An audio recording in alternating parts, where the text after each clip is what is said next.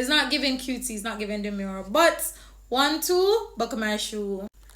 We have a new Jesus, not my address. We have a package. We have a package. Yeah, the lighting up and all of that. Don't mind how I'm looking right now. We just want to open the package, right? So let's do that. Now I made an order. Why the package looks so destroyed?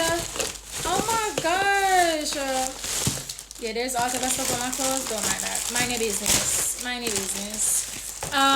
Mind your business. Jesus. I don't like how the package come looking. So customs really had to dig through the package like that. That's not very cute. That's not demure. Yeah, so I'm gonna spill it on my clothes. I'm gonna put it back in the bag so it looks a bit better. Jesus. Customer really did not do the big one on this package.